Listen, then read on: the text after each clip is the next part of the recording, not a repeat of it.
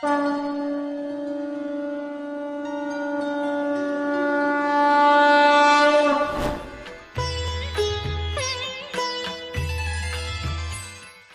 फिर वहां पर प्रहलाद जी आए हैं, विंध्यावली ने भगवान की स्तुति करी है। समय के अनुसार मैं प्रणाम करता हूं। बोलिए श्री बामन जी महाराज की जय। इसी स्कंद में भगवान ने राजा सत्यव्रत के माध्यम से मत्स्य अवतार धारण किया है। कैसे कैसे अवतार है महाराज जी? कश्यप बन के आ गए, नृसिंह बनकर आ गए, अब मत्स्य बनकर आ गए। ऐसी लीला ठाकुर जी क्यों करते हैं? गोस्वामी जी ने इसी तो लिखा है, सिया राम में सब जग जाने। सनातन संस्कृति ही ये हमको दृष्टि देती है कि चाहे जलचर हो चाहे नभचर हो, अरे भाई यहाँ तो नाग पंचमी को उसको भी दूध पिलाया जाता है। अगर वो डसलेगा तो मर जाएंगे हम, लेकिन फिर भी सनातन संस्कृति उसको दूध पिलाने के लिए, पूजन करने के लिए नाग पंचमी का निर्माण है हमारे। जलचर के प्रति भी भगवत भाव हो जाए, इसलिए भगवान राजा सत्यव्रत की अंजलि में मत्स्य रूप से प्रकट हो गए और 24 घंटे में इतने बढ़ गए कि पुनः उनको समुद्र में स्थापित करना पड़ा। तब भगवान ने कहा सत्यव्रत राजा से कि राजन, 7वें दिन प्रलय का समय होगा, ये कल्प की पूर्ति होगी और मैं उपस्थित होऊंगा, नाव आएगी। इसी को कहते हैं प्रलय काल में भी जीव का संरक्षण रहना। भगवान की प्रेरणा से 7वें दिन प्रलय हुई, जल प्रलय हुई, भगवान मत्स्य प्रकट हुए। महाराजा सत्यव्रत सप्त ऋषियों को लेकर मनुष्य का बीज बना रहे उस प्रलय पर्यंत उस नाव में, और वो नाव जो है भगवान मत्स्य के सींग से बांधी गई, विहार करते रहे। और भगवान ने जो राजा सत्यव्रत को प्रलयकालीन अवस्था में उपदेश दिया है वो अपने आप में पूरा मत्स्य पुराण है। बोलिए मत्स्य भगवान की। 9वें स्कंद में भगवान शुकदेव ने राजा परीक्षित को सूर्य वंश का वर्णन किया है। ब्रह्मा जी महाराज के सबसे पहले मानस पुत्र हुए शनकादिक ऋषि, फिर उन्होंने 10 ऋषियों को बनाया जिसमें सबसे बड़े थे मरीचि। महाराजा मरीचि के वंश में ही सूर्य वंश, उन्हीं के वंश को कहते हैं। इनके वंश में महाराज श्राद्ध देव के वंश में ही सूर्य, फिर महाराज इक्ष्वाकु, उनके 10 पुत्र, और ये वंश आगे विस्तार लेते लेते बड़े यशस्वी राजा नाभाग हुए। महाराजा अम्बरीश हुए। महाराज अम्बरीश का क्या कहना, विस्तार से महाराज उनके चरित्र को पढ़ा जाए तो जो नवधा भक्ति है, महाराज अम्बरीश के जीवन में अक्षर से 9 की 9 विधाएं घटित थी। नित्य वो श्रवण करते थे, नित्य वो गायन करते थे, नित्य वो स्मरण करते थे, नित्य वो पाद सेवन करते थे, नित्य वो अर्चन करते थे, नित्य वो वंदन करते थे। उनके चरित्र को देखा जाए, ऐसे ही धुनी भगवान ने उनसे कह दिया, अहम भक्त पराधीनो हे स्वतंत्र वध्वजा। ये अम्बरीश जी के लिए ही तो कहा है भगवान ने। दुर्वासा जी उनके ऊपर कृपा करने के लिए आए हैं। क्रोध नहीं है दुर्वासा जी का, कृपा है उनके ऊपर। और ऐसा सुंदर चरित्र अम्बरीश जी का। फिर महाराज इन्हीं के वंश में आगे और विस्तार हुआ तो महाराज त्रिशंकु, सत्य की रक्षा करने के लिए महाराज हरिश्चंद्र, और आगे वंश चला तो गर के संग जिनका जन्म हुआ ऐसे महाराजा सगर, और उनके 60,000 पुत्र। अश्वमेध यज्ञ का आयोजन जब उन्होंने किया तो देखो ये जो देवताएं बड़े स्वार्थी हैं। इनका पूजन जो करते हैं ना यजमान रोज सर्वतोभद्र पीठ पे, क्यों कि इस कार्य में ये विघ्न ना करें, महाराज विघ्न ना करें, इसलिए क्यों यज्ञ पशु को चुरा के ले गया इंद्र। ये देवता बड़े स्वार्थी हैं। स्वीकार कुशलासुरा, वास्तविक हमारी इंद्रियों के द्वारा ये हमको भोगते हैं और यज्ञ पशु को ले जाके उसने कहा क्या, कपिल भगवान के आश्रम में बांध। लीला कथा कैसी है कि पीछे पीछे सगर जी के पुत्र गए और प्रत्यक्ष किम प्रमाणम, भाई जब उनका घोड़ा बंधा हुआ है तो उनका क्या दोष है।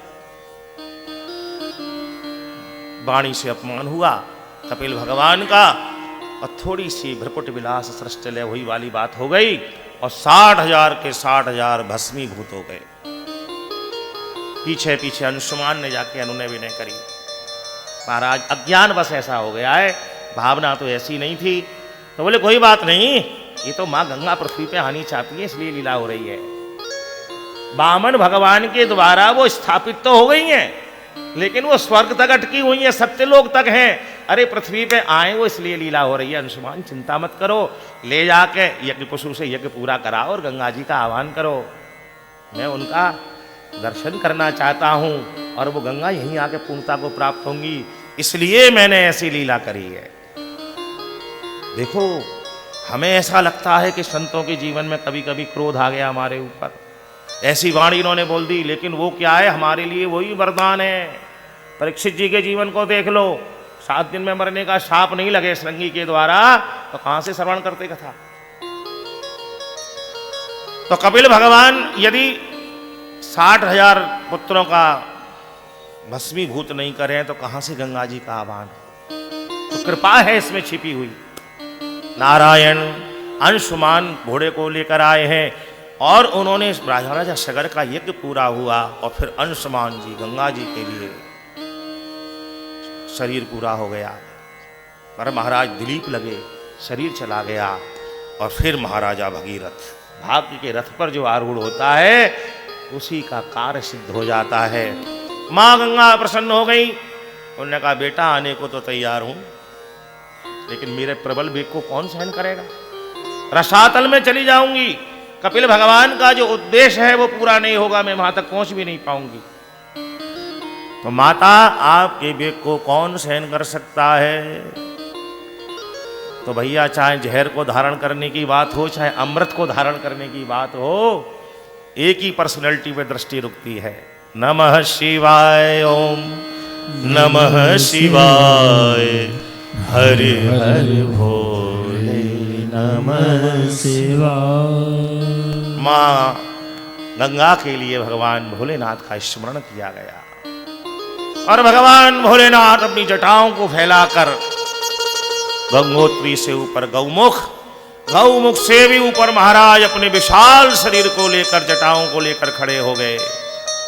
और भगीरथ ने जब आह्वान किया है गंगा गंगे तयो ब्रूयात, बोलिए बोल गंगे मैया की जय।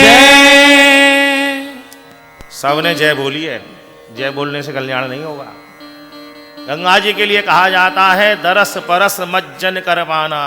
श्लोक कह रहा है गंगा गंगे तो यो ब्रूयात योजना नाम शतैरपै, इसलिए जय नहीं, गंगे मैया की जय। पहले गंगा जी बोलो, गंगे मैया की जय। गंगा जी का आह्वान हुआ भगवान भोलेनाथ की जटा में, लहरती हुई आई गंगा मैया तोरी लहर मन भावन। और वहां से जितना वेग सहन कर सकते हैं पर्वत, उतने ही वेग से महाराज गौमुख पर, वहां से नीचे फिर गंगोत्री में आगे आगे दौड़ रहे हैं महाराजा भगीरथ और पीछे पीछे माँ गंगा। क्यों है वो पूजनीय आदरणीय, क्यों कि वो नीचे से ऊपर से नीचे को उतर रही हैं, कितनी सरल हो रही हैं, धरातल पर आ रही हैं। और फिर हरिद्वार में जब वो आ गई, रथ पर सवार हो गए भगीरथ, क्योंकि उनका वेग इतना था कि पैदल पकड़ ही नहीं पाते। और भारत के अनेक प्रांतों को पवित्र करती हुई माँ गंगा तीर्थ राज प्रयाग पहुंच गई। और वहां से फिर अकेली नहीं चली, अपनी दोनों बहनों को भी संग ले लिया। और क्या हो गया, त्रिवेणी नाम हो गया। अब कहोगे आप भैया गंगा जी और यमुना जी तो दिखाई देती है, सरस्वती नहीं दिखाई देती। तो बेणी कहते हैं माताओं की चोटी की तरह है। जब हमारी माताएं चोटी बनाती है तो 3 भाग करती हैं, और जब गूंथ देती हैं तो 2 ही नजर आते हैं, तीसरा भाग नजर ही नहीं आता। ऐसी मां गंगा और यमुना के मध्य में सरस्वती ऐसी गुथ गई हैं कि अस्तित्व है, और वहां से तीनों एक स्वरूप होकर जहां प्रतीक्षा कर रहे हैं भगवान कपिल, वहां पर पहुंची हैं। और उस स्थान का नाम क्या हो गया? सारे तीर्थ बार बार गंगा सागरे। जैसे ही मां गंगा जी का स्पर्श हुआ है, महाराजा सगर के पुत्रों के भस्मीभूत शरीर से साम महाराज चतुर्भुजी हो गए, पीताम्बर सबने धारण कर लिया, तुलसी मंडित मंडित हो गए और भगवान के लोक की उनको प्राप्त हो गई। बोलिए गंगे मैया की जय। महाराज भगीरथ के वंश में, क्योंकि समय की प्रतिबद्धता मेरे पास आ गई है सूचना, खट्वांग दीर्घबाहुश्च रघुस्तस्मात् पृथुश्रवः अजस्ततो महाराज तस्मात् दशरथो भवत्। सुखदेव जी भगवान राम जन्म की कथा कहने जा रहे हैं, क्योंकि इसी वंश में ठाकुर जी का प्राकट्य हुआ है। महाराजा भगीरथ के वंश में ही खट्वांग राजा हुए। 48 मिनट पहले पता लगा कि शरीर छूटेगा, 2 घड़ी पहले। एक घड़ी 24 मिनट की होती है, और महाराज 2 घड़ी में ही संपूर्ण त्याग करके और उन्होंने भगवत प्राप्ति कर ली। खट्वांग दीर्घबाहुश्च, उनके पुत्र हुए महाराज दीर्घबाहु, और दीर्घबाहु के पुत्र हुए महाराज रघु। ये जो हम सुनते हैं ना, रघुकुल रीत से चले आई, बहुत से लोग समझते हैं भगवान राम जी के सामने ये स्थापित हुआ वचन। नहीं नहीं नहीं, इनके पूर्वज हैं। खट्वांग दीर्घबाहुश्च रघुस्तस्मात् पृथुश्रवः, और महाराज रघु के पुत्र हुए पृथुश्रवा जी, और इनके पुत्र हैं महाराज अज, और अज के पुत्र हैं श्री दशरथ जी महाराज। और ही इज नॉट बैचलर, मत समझना वो अकेले हैं। कौसल्यादि नार प्रिय और सब आचरण पुनी। रामायण से समझें, अवधपुरी रघु कुली मन राऊ, वेद विदित दशरथ नाऊ। अवधपुरी रघु कुली मन राऊ, वेद विदित दशरथ नाऊ। जैसे अवधपुरी के राजा हैं, कोई मूर्ख राजा नहीं है, आज की तरह नहीं है कि कोई भी इलेक्शन लड़ ले। वेद विदित, वेद धातु से ही वेद शब्द का निर्माण होता है। और दशरथ जी कैसे राजा हैं? वेद विदित हैं दशरथ नाहु, और कौशल्यादि नार प्रिय सब आचरण पुनी। एक नहीं, 3 शक्तियों के संग इनका जीवन है। लेकिन फिर भी गोस्वामी जी क्या कह रहे हैं? एक बार भूपत मन माही, भई गिलानी मोरे सुत नाई। एक बार, आज ही ऐसा क्यों हुआ भाई? सैकड़ों हजारों दशकों से जीवन चल रहा है, ग्रस्त जीवन, तो गिलानी आज ही क्यों हुई? एक संत का बड़ा सुंदर भाव है, श्री इंदु जी महाराज का, वृंदावन वाले जो है, उन्होंने बड़ा सुंदर भाव दिया। बोले आज गिलानी इसलिए हुई है कि आज वशिष्ठ जी महाराज जब आए हैं दशरथ जी के यहाँ पर, अकेले नहीं आए, माता अरुंधति संग में आई, और वो अकेली नहीं आई, अपने पौत्र को संग लेकर आई। छोटा सा बालक आ गया बाबा दादी के संग में। अब सभा में बैठ के राजा के सीधे हाथ पर आसन था, श्री वशिष्ठ जी का विराजमान हो गए। माता अरुंधति रनवास में चली गई, बालक भी संग गया। अब उसने पूरे रनवास में देखा कोई हम उम्र बालक नहीं तो उसके खेलने का कोई इंस्ट्रूमेंट नहीं, खिलौना नहीं, तो बालक का मन कैसे लगे? अब वो बालक रोने लगा जोर जोर से। माता ने बहुत सांत्वना दी, अरुंधति जी ने नहीं रुका, नहीं चुप हुआ। तीनों माताएं लग गई, कौशल्या के कई सुमित्रा, नहीं शांत हुआ, अतिशय रुदन करने लगा और ज्यादा। सभा में लेकर आ गई, इशारा दिया वशिष्ठ जी को, ये परेशान कर रहा है, चलो। स्वयं दशरथ जी सिंहासन से खड़े हो गए, बालक को दुलार करने लगे, शांत करने लगे, और बालक जोर से रोए। दशरथ जी ने पूछा, गुरुदेव जी इतना क्यों रो रहा है? समय पाते ही, अवसर पाते ही वशिष्ठ जी ने बाण मार दिया दशरथ के। दशरथ, तुम इसकी भाषा को नहीं समझोगे। मेरा वंशज है ना, मैं इसकी भाषा को समझ रहा हूं।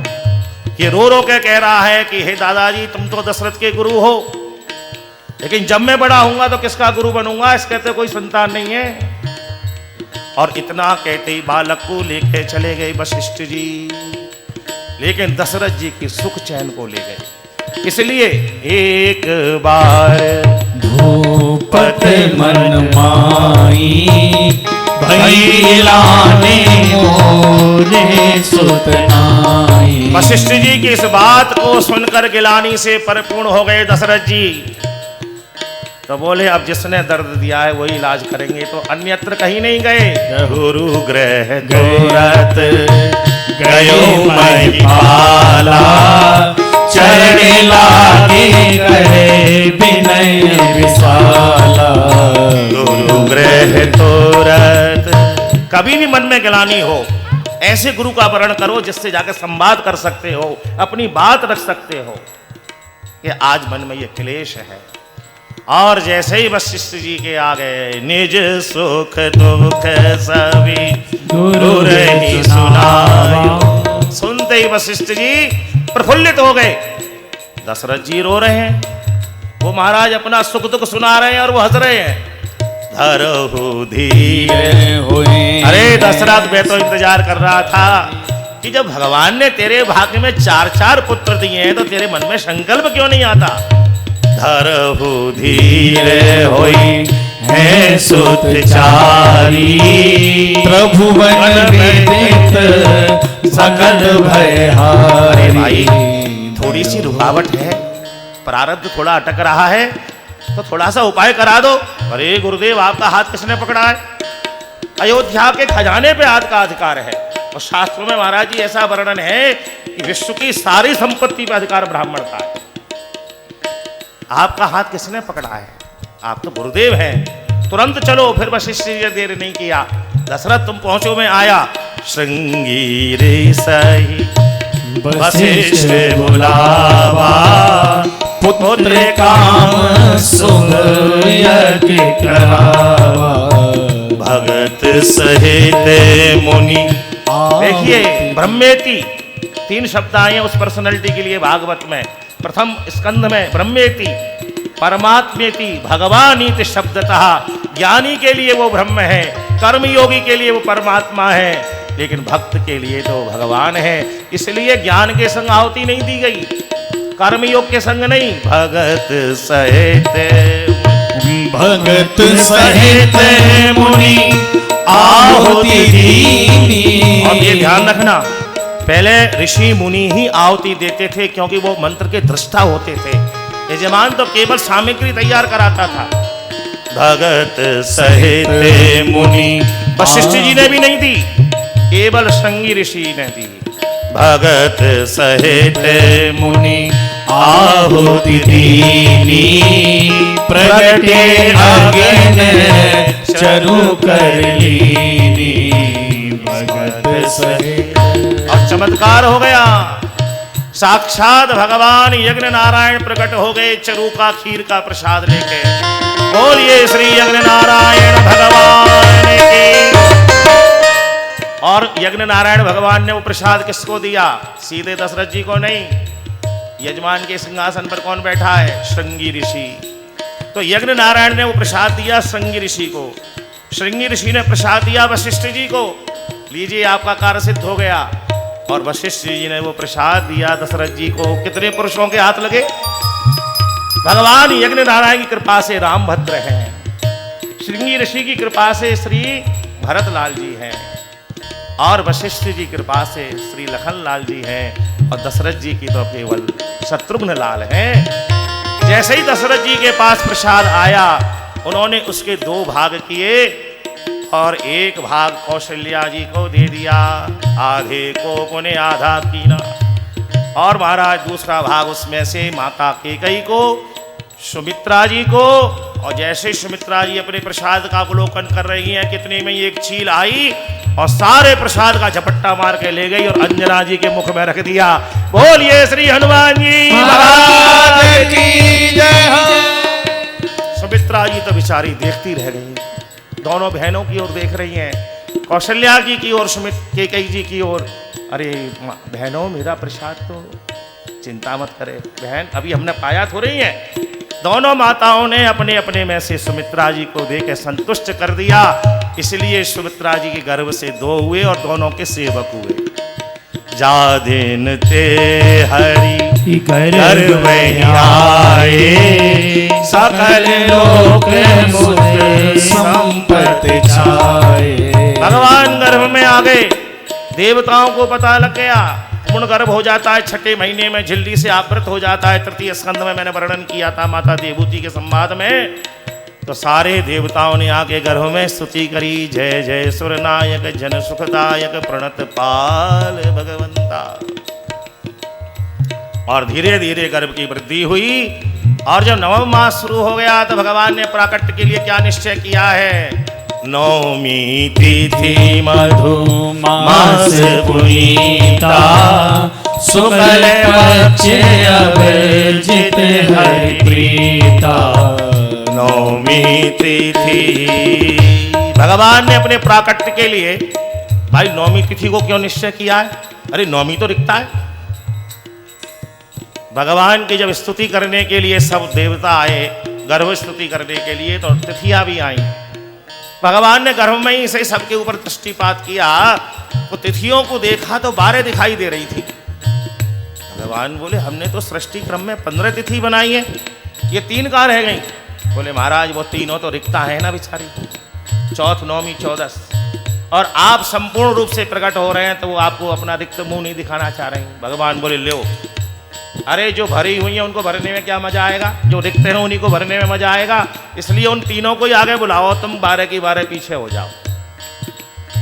भगवान ने गर्भ में ही तीनों को आगे बुलाया, चौथ की ओर देखा, ले लो पहले गणेश जी ने भर दिया इसको। चौदस को देखा तो हमारे स्वामी भगवान शिव ने इसको भर दिया, शिव चौदस हो गई। अब ये बेचारी नौमी ही रिक्ता है, तो चलो इसी को भरते हैं, इसलिए भगवान ने नौमी तिथि का निश्चय किया। नौमी तिथि मधु मास पुनीता, मधु मास चैत का महीना। अरे भैया 14 जनवरी से 14 अप्रैल तक चैत के महीने में तो कोई शुभ काम होता ही नहीं है, आज भी नहीं होता। पंचांग में देख लो कोई मुहूर्त नहीं लगा होगा, किसी संस्कार का कोई मुहूर्त नहीं, गृह प्रवेश का नहीं, विवाह का नहीं, शादी का नहीं। तो फिर भगवान ऐसे महीने में क्यों आए? अरे बोले इनको ना उड़ाना मिला। बोले भागवत के एकादश में भी विभूतिया वर्णन में और गीता जी के भी विभूति वर्णन में बड़े जोश से इन्होंने कहा, मासानाम मार्ग शीर्षोहम ऋतूनाम कुसुमाकरः। लेकिन कुसुमाकर में कभी जन्म तो तुमने नहीं लिया, प्रकट होकर तो न आए 24 अवतारों में, वैसे ही अपना रूप बता दिया। भगवान बोले चलो अब इन ऋतुओं का उड़ाना पूरा हो जाएगा, इसलिए उन्होंने चैत के महीने को नहीं देखा, और ना यहाँ पर गोस्वामी जी ने चैत शब्द लिखा। क्या लिखा? नौमी तिथि मधु माने कुसुमाकर, कुसुम के अंदर जो रस का आधान करे ऐसा जो मधु। नौमी तिथि मधु मास पुनीता, शुक्ल पक्ष अभिजित हरि प्रीता। नौमी तिथि, और नवम मास में जैसे जैसे महाराज चैत का महीना प्रारंभ हुआ, शुक्ल पक्ष जैसे ही शुरू हुआ, एक एक तिथि पड़वा, दौज, तीज, चौथ, पंचमी, षष्ठी, सप्तमी, अष्टमी, नौमी को प्रातःकाल सब वैष्णव संतों ने ऊर्ध्व कुंड लगा लिए।